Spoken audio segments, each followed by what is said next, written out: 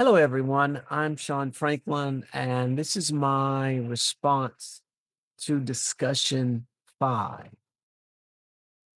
complicated grief interventions. Supportive listening is not enough for complicated grief. That's not criticism of supportive approaches. It's a clinical reality.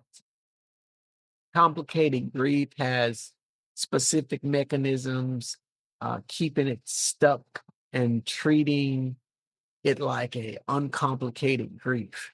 It's kind of like treating a broken leg with encouragement to walk on it. Award in 2018. The evidence-based response is complicated grief treatment, CGT, which is integrated with CBT into personal therapy and motivational work to address avoidance distorted cognitions and the restoration deficits that have accumulated over time. What makes CGT distinctive and frankly uncomfortable at first for both client and clinician is imaginal revisiting the client's narratives, the story of the death and present tense with the attention to sensory and emotional detail.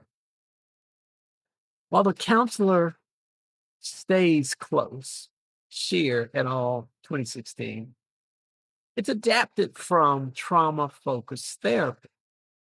The goal isn't to relive the loss for its own sake, it's to bring the avoided grief related material into contact with the present so it can be processed rather than bypassed.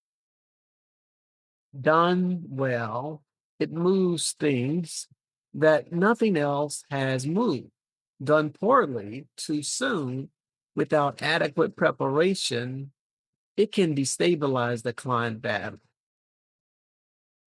More than 2018 offers a range of grief therapy tools that work especially well for clients who struggle to access the grief verbally.